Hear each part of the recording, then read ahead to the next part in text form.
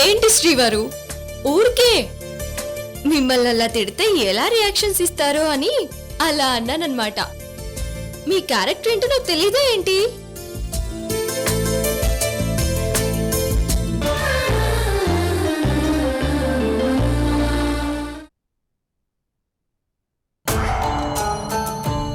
ఆ సూర్యనారాయణ మీద ఈ రాత్రికి అటాక్, అది ఎంతమంది హార్ట్లకు అటాక్ అవుతుందో తలచుకుంటేనే చాలా థ్రిల్లింగ్ గా ఉంది.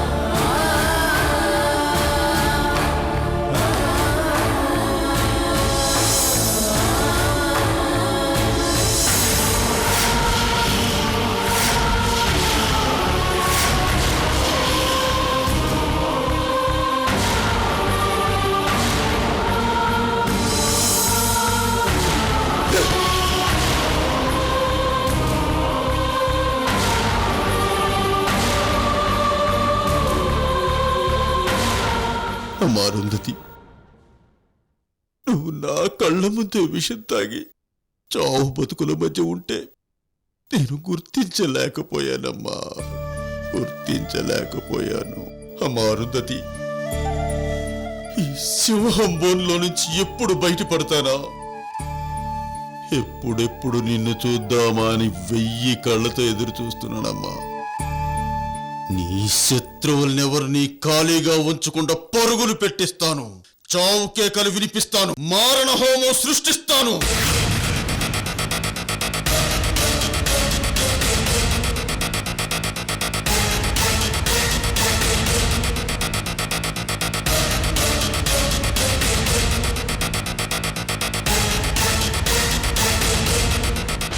అమ్మా అరుంధతి, నీకోసం త్వరలోనే వస్తానమ్మా, త్వరలోనే వస్తాను.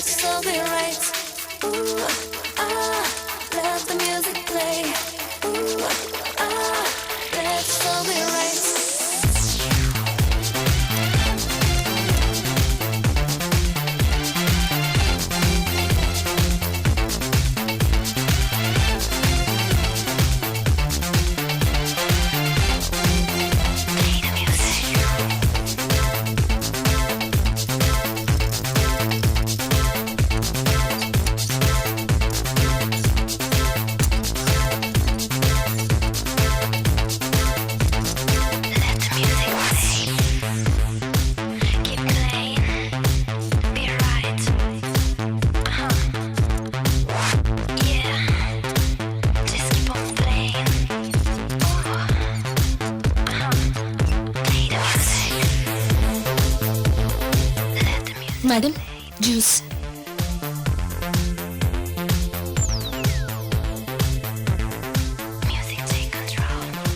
మేడం, మనం ఇక్కడికి వచ్చి ఇప్పటికే చాలా టైం అయింది మేడం. ఇక ఇంటికి వెళ్దాం మేడం.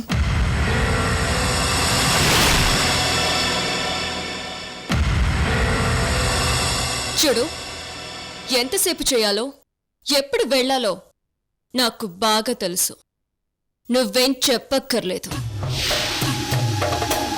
ఇక్కడికి నాతో పాటు నువ్వొచ్చేది కేవలం నాకు సేవలు చేయడానికే గాని సలహాలు ఇవ్వడానికి కాదు. Sorry madam. సరే, నేను ఇంకా కొద్దిసేపు జిమ్ చేస్తాను. నువ్వు వెళ్ళి అక్కడ వెయిట్ చేయి. వెళ్ళు.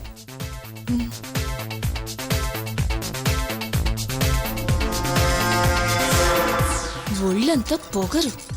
ఏ క్షణం ఎలా రియాక్ట్ అవుతుందో తెలీదు.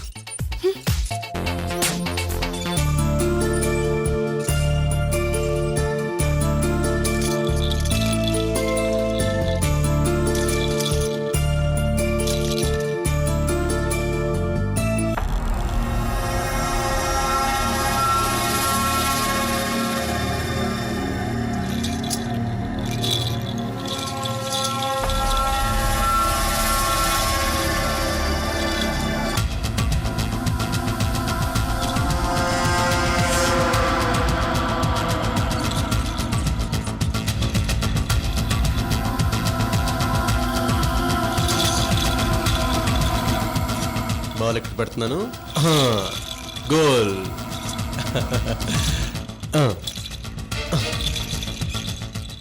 హలో. ఆ, హాయ్ చిన్ను. రేయ్ మమ్మీ వచ్చింది చూడు.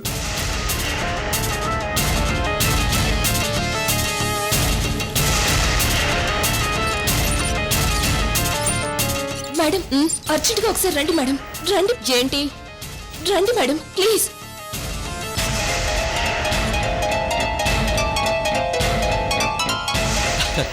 జయ్ గారు వీడిని ఎత్తుకొని జిమ్కి వస్తే జిమ్కి వచ్చిన ప్రతి వాళ్ళు వీడికి ముద్దులు పెట్టడమే.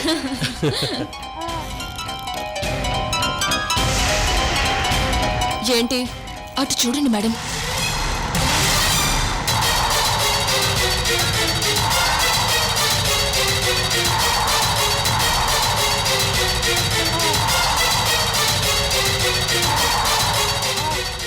ఏంటి సూర్య గారు అర్జెంటుగా రమ్మని కాల్ చేశారు?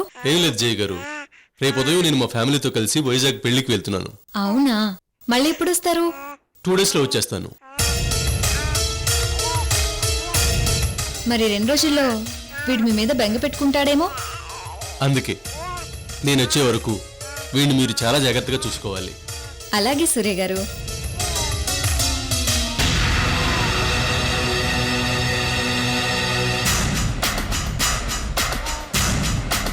అంటే బాబుని 2 రోజులు జయకప్పు చెప్తాడన్నమాట. చూడండి జయ్ గారు, వీడికి ఉదయం సాయంత్రం 2 పూట్ల సిరప్ పట్టించండి. అశ్రద్ధ చేయొద్దు. అలాగే సూర్య గారు. చూడండి, వీడు ఏడవటం మొదలు పెడితే ఓ పట్టాన ఏడు పాపడు. నేనుంటే నన్ను చూసి ఆపుతాడు. ఓ పని చేయండి, వీడు ఏడ్చినప్పుడు నా భార్య అలెక్కిపోవడం చూపించండి. దెబ్బకి ఏడు పాపేస్తాడు. నా భార్య ముఖంలో ఉన్న అట్రాక్షన్ అటువంటిది.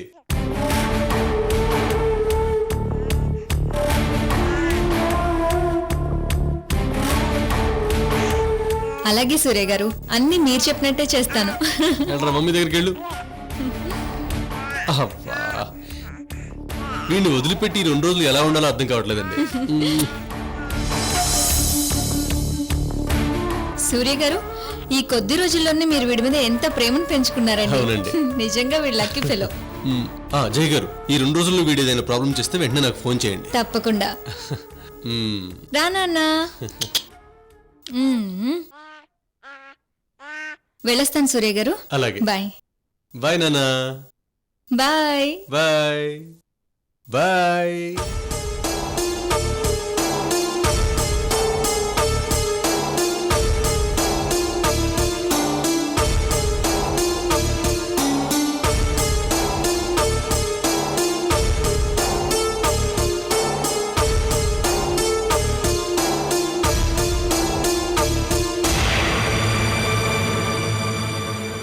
అంటే ఈ 2 రోజులు నా కొడుకు జయ దగ్గరే ఉంటాడన్నమాట. నేను ఈ 2 రోజులు నా కొడుకుని చూడాలంటే ఎలా?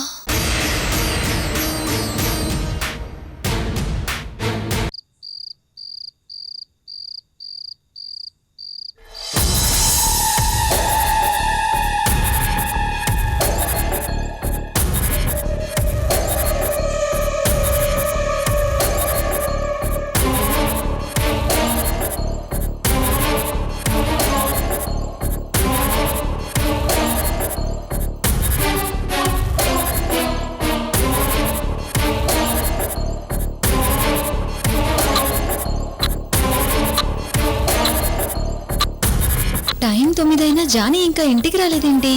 ఎక్కడికి వెళ్ళుంటాడు?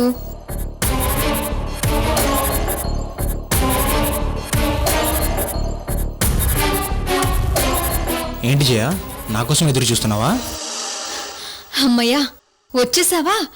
ఏంటింకా ఇంటికి రాలేదని నీకోసమే ఎదురు చూస్తున్నాను. బాగా పడుకున్నాడా? పాలు తాగి ఇప్పుడే పడుకున్నాడు. అబ్బబ్బా, వీడు పడుకునే వరకు నాకు నరకం చూపించాడు. ఒక్కటే ఏడుపు. సూర్య ఉండుంటే సూర్య దగ్గరుంటూ అస్సలేడ్చేవాడు కాదు. Horrible Johnny. వీడితో ఇప్పుడు ఎలా గడపాలో నాకు అర్థం కావడం లేదు.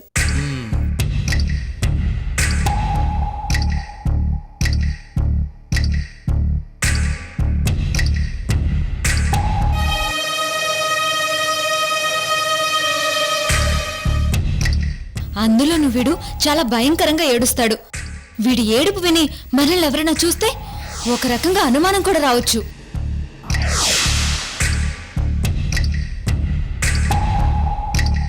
అవును జానీ, ఈ టైం వరకు ఎక్కడికి వెళ్ళావు? నీకో గుడ్ న్యూస్ జయ. గుడ్ న్యూసా? ఏంటది? మనం 3 రోజుల్లో ఆస్ట్రేలియాకి వెళ్ళిపోతున్నాం. దానికి సంబంధించినవన్నీ రెడీ అయిపోయాయి. ఇదిగో ఫ్లైట్ టికెట్స్.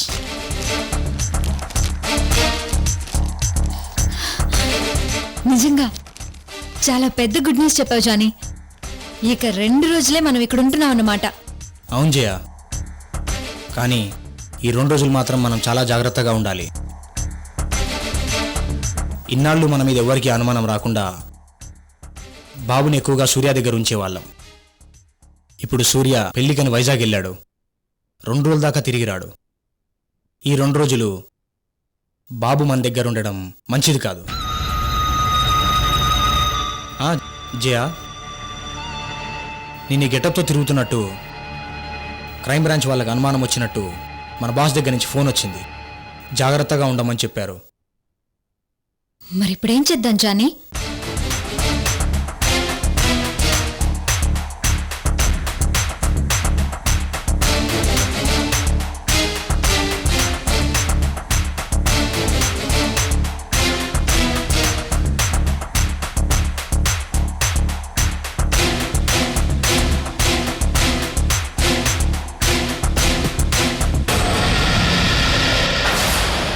ఈ 2 రోజులు బాబు మన దగ్గర కాకుండా వేరే వాళ్ళ దగ్గర ఉండేటట్టు ప్లాన్ చేద్దాం. ఎవరి దగ్గర? Alekhya group of industries chairperson Alekhya గారి దగ్గర. ఆవిడ దగ్గర? ఆవిడ దగ్గర ఎందుకు జానీ? ఇప్పుడున్న పరిస్థితుల్లో వీడిని ఆవిడ దగ్గర ఉంచడమే సేఫ్. ఎందుకంటే ఆ రోజు వీడు ఏడుస్తుంటే వీడేడు పాపాలను మనం ఎంత ప్రయత్నించినా వీడేడు పాపలేదు. కానీ అలేఖ్య మేడం గారు టీవీలో కనిపించగానే ఏడు పాపేశాడు.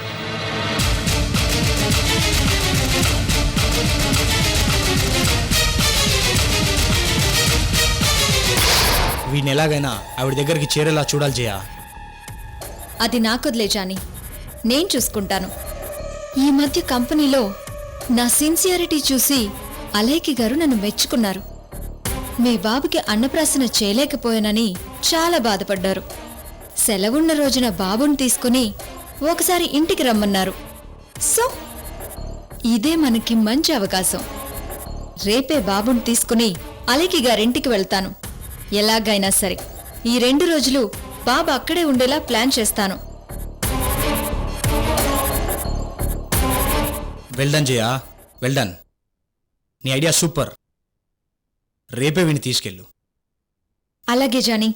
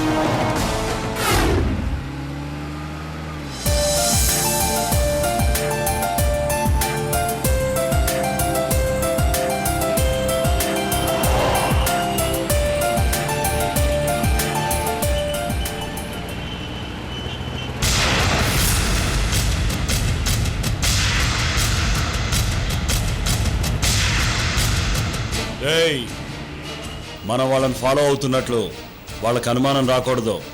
ఎక్కడ ఛాన్స్ దొరికితే అక్కడ సూర్యనారాయణ మీద అటాక్ చేయాలి. ఠాగూర్ సార్ చెప్పినట్టు చేయాలి. అలాగే అన్నా.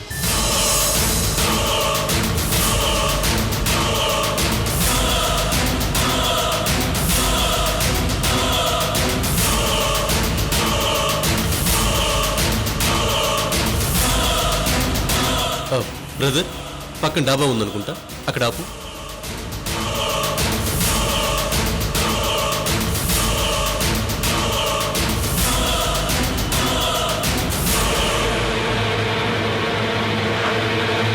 అమ్మా, ఇప్పుడు టైం 1:30 అవుతుంది. ఈ డాబాలో భోజనం చేసుకుని వెళ్దాం. అలాగే.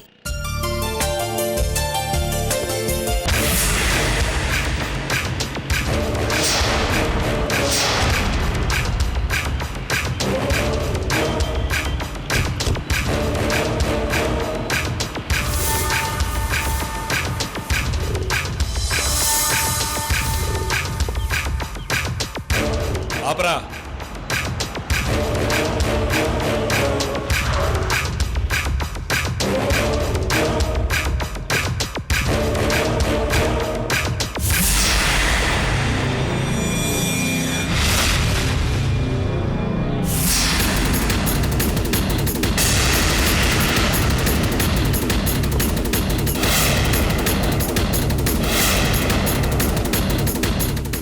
సూర్య, అలెక్య కూడా మనతో పాటు వచ్చుంటే బాగుండేది కదా. అవునన్నయ్యా.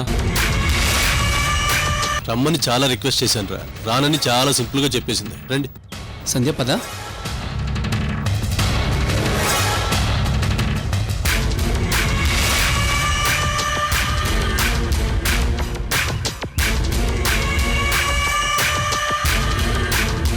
సూర్య, నిజంగానే అలెక్య బిడ్డను దాచి మనతో నాటకం ఆడుతుందంటావా? అందులో డౌటే లేదమ్మా. ఖచ్చితంగా అలేకి ఎక్కడో బాబును దాచేసింది. లేకపోతే అంత సంతోషంగా ఎలా ఉంటుంది చెప్పు. అలేకి తన కొడుకు విషయంలో ఒక క్లారిటీకి వచ్చింది కాబట్టే ఏదో పెద్ద ప్లాన్తోనే నాకు దగ్గరవుతున్నట్టు నటిస్తుంది.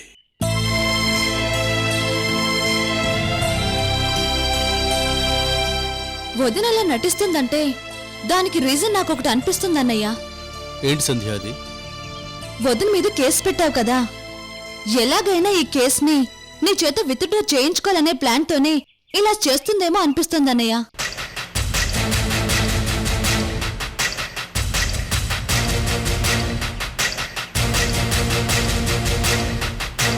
అది కాదు సంధ్య, ఆవిడ గారు తలుచుకుంటే ఇదంతా ఎంత పని. నన్ను కాకాపట్టి కేసుని విత్డ్రా చేయించుకోవాల్సిన అవసరం అలెక్కి లేదు. ఏదో రీజన్తోనే నాకు దగ్గర అవ్వాలని ప్రయత్నిస్తోంది. కానీ ఎంత ఆలోచించినా ఆ రీజన్ ఏంటో అర్థం కావట్లేదు. కారణం ఏదైనా కావచ్చు, కానీ చూసిన వాళ్ళంతా మీ ఇద్దరి గురించే చెప్పుకుంటున్నారు. భార్యాభర్తలిద్దరూ ఎంతో అన్యోన్యంగా ఉంటున్నారంటున్నారు.